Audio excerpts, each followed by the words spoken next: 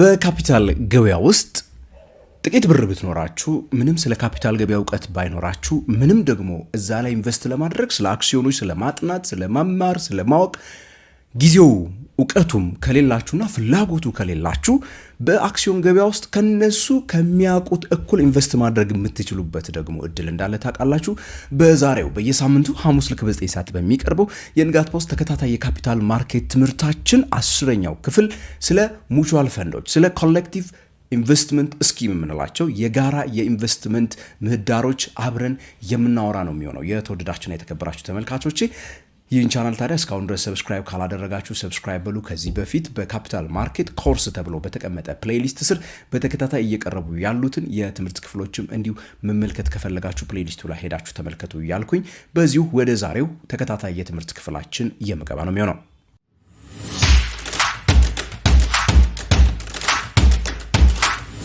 ባለፉት ሳምንታት ካስታወሳችሁ እንግዲህ ስለ ትሬጀሪ ቢል፣ ስለ ትሬጀሪ ቦንድ፣ ስለ ኮርፖሬት ቦንድ ወይ ደግሞ ስለ አክሲዮኖች በተደጋጋሚ ያወራንባቸው የተለያዩ ክፍሎች ነበሩ በትምህርታችን። እነዛ ላይ እንደ ግለሰብ ኢንቨስት ማድረግ የምትፈልጉ ከሆነ ምን ማወቅ አለባችሁ የሚሉት ነገሮችን አንስተን ነበረ። በዛሬው ቪዲዮ ይሄን አልፈልግም፣ በቃ እኔ እዛ ውስጥ መግባት አልፈልግም፣ መማር አልፈልግም፣ ሪሰርች መስራት አልፈልግም፣ ትሬጀሪ ቦንድ እንዴት እንደሚሰራ፣ ትሬጀሪ ቢል እንዴት እንደሚሰራ ጊዜውም ፍላጎቱም የለኝም የምትሉ ከሆነ ነው እንግዲህ የሙቹዋል ፈንዶች ጉዳይ ወይ ደግሞ የጋራ የሆኑ የኢንቨስትመንት ማዕቀፎችን ማወቅ የሚጠበቅብንና የዛሬው ክፍላችን በዛ ላይ በዋናነት የሚያተኩር ነው የሚሆነው ማለት ነው። የጋራ ኢንቨስትመንት ማዕቀፎችን ስናስብ ሁሉ ጊዜ በተደጋጋሚ የሚታወቀው ሙቹዋል ፈንዶች የሚባሉት ናቸው። ሙቹዋል ፈንድስ የምንላቸው እንግዲህ በተማሩ በተፈቀደላቸው በሰለጠኑ ተፈትነው እንግዲህ በኢትዮጵያ ካፒታል ማርኬት ኦቶሪቲ በኢትዮጵያ ሴኩሪቲስ ኤክስቼንጅ ላይ የተፈቀደላቸው ፈንድ ማናጀሮች የሰዎችን ገንዘብ እንዲያስተዳድሩ የተፈቀደላቸው ሰዎች የተለያዩ ሰዎችን ገንዘብ በማሰባሰብ የሚያስተዳድሩበት ስርዓት ነው። የሰዎችን ፈንድ ነው የሚያስተዳድሩት። እነዛን ፈንዶች በአክሲዮኖች ላይ፣ በቦንዶች ላይ፣ በትሬጀሪ ቢሎች እና ሌሎች ማንኛውም አይነት የሰነድ መዋለ ንዋዮች ላይ ኢንቨስት በማድረግ የሚያስተዳድሩ ሰዎች ናቸው። እነዚህን ሙቹዋል ፈንዶች እንላቸዋለን። እኔና እናንተ ቅድም ያልኳችሁ ፍላጎቱ የሌለን ወይ ደግሞ ጊዜው የሌለን ሰዎች እንግዲህ እነዚህ ውስጥ ሄደን ምን እናደርጋለን? የተለያዩ ዩኒቶችን ወይ ደግሞ ምን ልበላችሁ ሼር እንደመግዛት በሉት ሙቹዋል ፈንዶቹ ላይ ሼር እንገዛለን በምንከፍለው ገንዘብ ማለት ነው። ያ ማለት እኔና እናንተ ሄደን ከአዋሽ ባንክ ሼር፣ ከኦሮሚያ ህብረት ስራ ባንክ ሼር፣ ከሚድሮክ ላይ ሼር፣ ከሃይሌ ግራንድ ሆቴሎች ላይ ሼር ከምንገዛ ይልቅ እኛ የምንሄደውና የምንገዛው ከአንድ ሙቹዋል ፈንድ ላይ ሼር እንገዛለን። የነዚህ የነገርኳችሁን የአራቱንም ካምፓኒዎች ሼር ግን ማን ይገዛል? ያ ሙቹዋል ፈንድ ይገዛል። በተዘዋዋሪ የነዛ ሁሉ ሼር ሆልደር እንሆናለን። 1000 ብር ብቻ ከፍለን የገዛናት ሼር እነዛ ላይ ልታስደርገን ትችላለች። ምንም እንኳን እነዚህ ላይ 4 ሼር እንግዛ ብንል እያንዳንዱ 1000 ብር የሚጠይቁን 4000 ብር የሚጠይቁን ቢሆንም ሙቹዋል ፈንዱ ግን በእኛ ልክ በዛች ብር እንድንገዛ የሚሰጠን እድሉን የሚሰጠን ነው ማለት ነው። እና ለምንድን ነው እንደዚህ አይነት ድርጅቶች ሙቹዋል ፈንዶች ሊኖሩ ያስፈለገው የሚለውን ነገር እንመልስ። አንዳንዶቹን ኦሬዲ የነገርኳችሁ ነገሮች ስለሆነ አንደኛውና የመጀመሪያው የተገደበ ዕውቀት ስላለን ነው። ሁሉም ሰው ስለ ካፒታል ማርኬት፣ ሁሉም ሰው ስለ ኢንቨስትመንት፣ ሁሉም ሰው ስለ ፋይናንስ፣ ስለ ሪተርኖች እንዴት ካልኩሌት እንደሚደረጉ የአክሲዮኖችን አዋጭነት ቦንድ ላይ የት ላይ ላድርግ ሁሉም ሰው ሊያውቅ አይችልም። ሁሉም ሰው ሁሉ ነገር ኤክስፐርት ስለማይሆን ማለት ነው። ከዚህ የተነሳ ፕሮፌሽናሎች የሚመሯቸው የሰዎችን ፈንድ የሚያስተዳድሩ ሙቹዋል ፈንዶች አሉ ማለት ነው።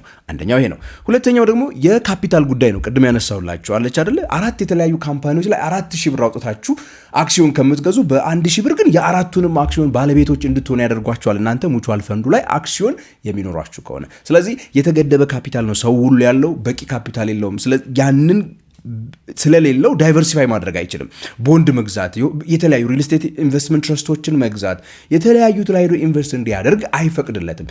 እንደሱን እንዲያደርግ ያደርገዋል። ሶስተኛው ደግሞ የተገደበ ጊዜ ነው ያለው። ሁሉም ሰው እንዳልኳችሁ አክሲዮን ገበያውን እየተከታተለ ጠዋት ልክ ለምሳሌ በእኛ ሀገር ኮንቴክስት እንግዲህ አክሲዮን ገበያው ጠዋት 3 ሰዓት ይከፈታል እስከ 9 ሰዓት ነው፣ 10 ሰዓት ይሄዳል። ያንን እየተከታተለ መዋል አይችልም። ቀኑን ሙሉ ስራ ላይ ልትሉ ትችላላችሁ። እናንተ ከስራ ተመልሳችሁ ቤት በምትሆኑበት ሰዓትና ገበያውን ልትመለከቱ በምትሄዱበት ሰዓት ሜቢ የአክሲዮን ገበያው ዝግ ሊሆን ይችላል። ጊዜ የላችሁም። ያንንም የሚፈታ ሰው ያስፈልገናል። ለዚህ ነው ፕሮፌሽናል የሆኑ ስራውን የሚሰሩ ሰዎች ያስፈልጉት፣ ሙቹዋል ፈንዶችም ያስፈልጉት ለዚህ ነው። እንግዲህ ሙቹዋል ፈንዶች እንግዲህ በኢትዮጵያ ካፒታል ገበያ ባለስልጣን አይ ቲንክ የኮሌክቲቭ ኢንቨስትመንት ስኪም የሚባለው ማለት ነው። እሱ ላይ ዳይሬክቲቭ እየወጣ እንደነበረ ውይይት ሲደረግበት እንደነበረ እናስታውሳለን። ወደ ስራ ይገባሉ ተብሎ ይጠበቃሉ በቅርቡ። እስካሁን ድረስ ፍቃድ የወሰደ ባይኖርም ህጉ እየተዘጋጀ የነበረበት ሁኔታ አለ። ስለዚህ በዚህ ውስጥ እንግዲህ ፈንድ ማናጀር እያልኩኝ በተደጋጋሚ የምነግራችሁ ገንዘባችንን የተፈቀደለት ሰውዬ ወስደን የምንሰጠው ፈንድ ማናጀር ይኖራል እዛ ድርጅቶች ውስጥ ማለት ነው። ትረስቲዎች አሉ፣ ከስቶዲየን የሚባሉት ወይ ደግሞ እንደ ባንክ አይነቶች ሆነው የእኛን ሙቹዋል ፈንዱን አሴቶች የሚይዙ ይኖራሉ። እኔና እናንተ ምን ገዛ ከሆነ አክሲዮን ባለቤቶች እንሆናለን። የሚያስተዳድረው እንግዲህ የኢትዮጵያ ካፒታል ማርኬት ኦቶሪቲ የኛን የኢንቨስተሮችን ገንዘብ የምንሰጠውን ሰዎች መብት ያስጠብቃል። እዚህ ውስጥ እነዚህ ሙቹዋል ፈንዶች በነገራችን ላይ ፕሮስፔክተስ አዘጋጅተው ማለት እኛን ሊስብ የሚችል ማለት ነው አላማቸውን፣ የተለያዩ ነገሮችን እንዴት ትርፍ ማትረፍ እንዳሰቡ፣ እንዴት እንደሚያስተዳድሩ ገንዘባችንን ጭምር የሚገልጹበት ፕሮስፔክተስ መጽሐፍና ያንን አንብበን አይተን ኦኬ ያዋጣኛል ከነዚህ ሰዎች ጋር ብሄድ እንድንል ያደርጉ። ታዲያ እንዳትረሱ እነዚህ ሰዎች ትርፍ ማትረፍን ጋራንቲ ያደርጋሉ ማለት አይደለም። የኢትዮጵያ ካፒታል ማርኬት ኦቶሪቲም ሲያስተዳድር ሲመራ ትርፍ እንድታተርፉ ጋራንቲ ማድረግ ሳይሆን ውሸት እንዳይዋሽዋችሁ ግን ምን ማድረግ ይችላል? ጋራንቲ ሊያደርጋችሁ ይችላል ማለት ነው። የተለያዩ አይነት ሙቹዋል ፈንዶች አሉ እንግዲህ እንደየ ኢንቨስትመንት አይነታቸው። ለምሳሌ የኢኩዊቲ ሙቹዋል ፈንዶች የምንላቸው አሉ። እነዚህ አክሲዮኖች ላይ ብቻ ኢንቨስት የሚያደርጉ ናቸው። የቦንድ ፈንዶች የሚባሉ አሉ። እነዚህ የዕዳ ሰነዶች ላይ ቦንዶች ላይ ብቻ ሄደው ኢንቨስት የሚያደርጉ ናቸው። የመኒ ማርኬት ፈንድ የሚባሉት እንደዚሁ ደግሞ ሙቹዋል ፈንዶች ማለት ነው። እነዚህኞቹ የትሬጀሪ ቢል የመንግስት የግምጃ ቤት ሰነዶችን የኮርፖሬት ኢንስትሩመንቶችን እንደዚሁ የሚገዙ ናቸው። እነዚህን ደግሞ አጣምሮ የሚይዙ ባላንስድ የሚባሉ ሙቹዋል ፈንዶችም ሊኖሩ ይችላሉ ማለት ነው። እነዚህ እንግዲህ እንደየኢንቨስተሩ ባህሪ እንደየኢንቨስተሩ የሪስክ አፒታይት ማለት ነው የተለያዩ ሊሆኑ የሚችሉበት እድል አለ። እኛም ስንመርጥ እነሱ ነው የምናደርገው። ለምሳሌ ወጣቶች በረጅም ጊዜ ገንዘባቸው ትርፍ እንዲያተርፍላቸው የሚፈልጉ ግሮዝ የሚፈልጉ ሰዎች ለምሳሌ እነዚህ ኢኩዊቲ ፈንዶች የሚባሉት ላይ ይሄዳሉ። ለጡረታ ገንዘብ ማጠራቀምና ለጡረታቸው ብቻ ቋሚ ገቢ የሚፈልጉ ሰዎች ለምሳሌ ቦንድ ፈንዶች ወይ ደግሞ መኒ ማርኬት ፈንዶች ላይ ሄደው ሊሄዱ ይችላሉ ማለት ነው። እንግዲህ ኢንቨስተሮች በሙቹዋል ፈንዶች ላይ ኢንቨስት ካደረግን በኋላ በተለያየ መንገድ ነው ገንዘብ የምናገኘው። አንደኛው ዲቪደንድ እናገኛለን። እነዚህ ድርጅቶች የተለያዩ 100 ካምፓኒዎች ላይ በአንድ ጊዜ ኢንቨስት ያደርጋሉ። የእኛን ገንዘብ እያሰባሰቡ ከነዛ ያገኙትን ዲቪደንድ መልሰው ለእኛ በድርሻችን ልክ ምን ያከፋፍሉናል? ዲቪደንድ ያከፋፍሉናል። አንዱ ይሄኛው ነው። ሁለተኛው የካፒታል አፕሪሺዬሽን የሚባለው ነው። ልክ እነሱ የያዙት ካፒታል ሆልዲንግ ማለት ነው። እነሱ የያዙት አክሲዮን ወር ደግሞ ሌሎች ሰነድ መዋዕለ ዋጋቸው እየጨመረ በሚሄድበት ሰዓት ገበያው ላይ የኛም በዛ በሙቹዋል ፈንድ ውስጥ ያለን ድርሻ ዋጋ እየጨመረ የሚሄድበት እድል አለ ማለት ነው። መጨረሻ ላይ እንግዲህ የተለያዩ አይነት የሙቹዋል ፈንዶች አሉ። በአክሲዮን ገበያ ላይ ሄዳችሁ የምትገበያዩቸው ሙቹዋል ፈንዶች አሉ። በአክሲዮን ገበያ ላይ ደግሞ የማንገበያያቸው የሙቹዋል ፈንዶች አሉ ማለት ነው። በዛ መልኩ ያው በተለያየ መልኩ ገንዘባችንን ከነሱ ልንወስድ እንችላለን። አክሲዮን ገበያ ላይ ሄደን ሸጠን ልንወስድ እንችላለን ገንዘባችንን ከፈለግን መውጣት ከፈለግን አይ የሚሉና ደግሞ አክሲዮን ገበያ ላይ የማያገበያዩትን ደግሞ ሄደን በእለቱ በሚኖረው ማለት ነው የድርጅቱ ሀብት ከእዳው ተቀንሶ ባለው በእናንተ ድርሻ ይካፈልላችሁና ገንዘባችሁን ወስዳችሁ እንድትወጡም እንደዚሁ የሚያደርጉበት ሂደት ይኖራል ማለት ነው። ስለዚህ እንግዲህ ሙቹዋል ፈንዶች በአንድ መልኩ ገንዘባችንን ሀብታችንን በተለያዩ ሴክተሮች ላይ በተለያዩ ዘርፎች ላይ ዳይቨርሲፋይ እንድናደርግ እንቁላላችንን በአንድ ዘንቢል እንዳናደርግ ያግዘናል። ፕሮፌሽናሎች ገንዘባችንን ማኔጅ እንዲያደርጉልን ዝም ብለን በዘፈቀደ ዝም ብለን እነዚህ ግራፎች ብቻ እያየን እንዳንመራ ያደርገናል።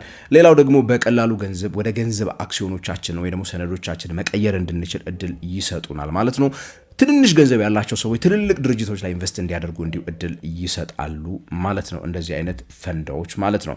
ይሄ ማለት ግን እነዚህ ድርጅቶች እነዚህ አደጋ የለባቸውም ማለት አይደለም። በነገራችን ላይ የመክሰር እድል ሊኖርባቸው ይችላል። የማርኬት ሪስክ አለ። ለምሳሌ ገበያው ላይ የእናንተ ሰነድ ዋጋ ሊያጣ ይችላል። ለምሳሌ ኢንትረስት ሬት መቀነስና መጨመር የእናንተን ሰነዶች አፌክት ሊያደርገው ይችላል። እንዲሁ ደግሞ ራሱ ሙቹዋል ፈንዱ የማኔጅመንት ችግር ሊገጥመው ይችላል። የእናንተን ገንዘብ በዘፈቀደ ሊያከስራችሁ የሚችልበት እድሉ ሰፊ ነው። አንዳንዴ ደግሞ የዛኔ ሙቹዋል ፈንድ ሰነዶች መሸጥ የማትችሉበት እድልና ወደ ገንዘብ ቶሎ ልቀይረው ብላችሁ በምትፈልጉበት ሰዓት ላታገኙ የምትችሉበት እድል። ስለዚህ እንግዲህ የድርጅቱን ፕሮስፔክተስ ማንበብ፣ መረዳት፣ አምናችሁበት ገንዘባችሁን መስጠት ይኖርባችኋል ማለት ነው።